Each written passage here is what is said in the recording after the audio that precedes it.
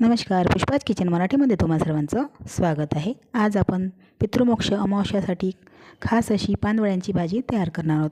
हे वडे बघा किती असे सॉफ्ट आपल्याला दिसून राहिले, एकदम असं चम्मचनी तोडल्यानंतरच एकदम असे सॉफ्ट असे मऊसूत तुटलेले आहेत आणि बघा किती मस्त असे फुललेले देखील आहेत भाजी केल्यानंतर। आणि मस्त असे मऊसूत वडे हे भाजीचे पानवडे जे आहेत ते तयार झालेले आहेत। तर बघा इथे मी 1.5 वाटी उडदाची फोलाची जी सालाची डाळ असते ती भिजत घातलेली आहे। 2 तासात आरामात भिजून जाते, तर 2 तास भिजत घातली होती आणि मग छान अशी धुवून घेतलेली आहे। पूर्ण काळे फोल निघाले नाही तरी चालते किंवा मग तुम्ही पांढरी डाळ घेऊ शकता।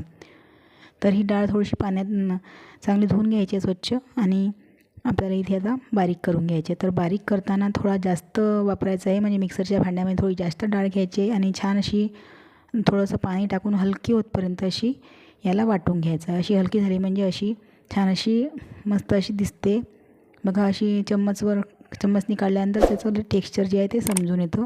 ज्याप्रमाणे आपण सांबार वड्याची डाळ वाटतो तशीच वाटायची आपल्याला। तर इथे कढीपत्ता घातलेला आहे बारीक चिरून, थोडासा जिरा घातलेला आहे, जिरे पावडर घातलेली आहे, थोडंसं ओवा घातलेला आहे, मीठ घालायचं आहे आणि तिखट थोडंसं कमी घालायचं आहे कारण आपल्याला वड्यांची भाजी करायची आहे म्हणून। तर इथे मी मसाला तयार करून घेते। ते वड्यांचं मिश्रण ते बाजूला ठेवलेलं आहे। तर आता इथे 2 कांदे घेतलेले आहे मीडियम आकाराचे, लांब कापून घेतलेले आहे। त्याला असं तेल टाकून थोडंसं भाजून घ्यायचं आहे। सोबतच इथे खोबऱ्याचे तुकडे घातलेले आहे 2-3 छोटे छोटे। आणि इथे मी तेजपान वगैरे घातलेला नाही आहे कारण तेजपान वगैरे घातल्याने खूप जास्त मसाला होऊन जातो। आणि इथे मी 1 चम्मच जिरा घालायचा आहे, 1 ते 1.5 चम्मच धणे घालायचे आहेत आणि 2 मी इथे मोठ्या विलायच्या घालणार आहे। 2 मोठ्या विलायच्या घालून घ्यायच्या आहे आणि 2 छोटे छोटे कलमीचे तुकडे घालायचे आहे। अशा प्रकारे खूप जास्त मसाला घातला तर एकदम मसाला होतो आणि पोटाला देखील त्रास होतो, म्हणून जास्त मसाला वापरायचे नाही आहे इथे। आणि मी इथे चक्रीफूल घातलेलं आहे, त्याचे तुकडे होते ते घातले चक्रीफुलाचे। तर हे मसाले जे आहे ते चांगले भाजून घ्यायचं आहे, कांदा चांगला परतला पाहिजे आपल्याला। तर आता इथे कांदा झाल्यानंतर इथे थोडासा लसूण घालायचा आहे, गॅस बंद करून दिलेला आहे मी, आणि अद्रक घालायचं आहे। आणि आता हे थंड झाल्यानंतर मिक्सरला वाटून घेऊ आपण। तर आता मी इथे वडे तयार करायला घेते। तर बघा इथे चांगलं हे मिश्रण जे आहे सगळं टाकलेलं साहित्य आहे चांगलं मिक्स करून घ्यायचं आहे आपल्याला। बघा छान अशी हलकी झालेली आहे डाळ, ही पाण्यावर अशी तरंगते इतकी हलकी झालेली आहे। तर इतकंसं थोडंसं अगदी किंचित सोडा टाकलेला आहे, नाही सोडा टाकला तरी चालते, काहीच हरकत नाही कारण शिजतात वडे असे पण डाळ चांगली हलकी झाली असल्यामुळे। तर आता एका भांड्यामध्ये पाणी घेतलेलं आहे आणि हा सराटा घेतलेला आहे आणि त्यालासुद्धा असं ओलं केलेलं आहे आणि याच्यावर अशी चम्मचनी डाळ घातलेली आहे, ही जी वाटलेली डाळ आहे ती। आणि असे वडे थापून याला व्यवस्थित करून असं गोल गोल एक छिद्र करून घ्यायचं आहे आणि याला तेलामध्ये सोडत जायचं आहे वड्यांना, कारण असे हातावर जमणार नाही वडे कारण डाळ थोडीशी पातळ झालेली आहे। किंवा मग तुम्ही अशा प्लेटवरसुद्धा प्लेटला ओलं करून टाकू शकता, पण ह्या सराट्याने किंवा झाऱ्यावर लवकर होते अशी आणि जसं तेल वगैरे उडणार नाही हातावर।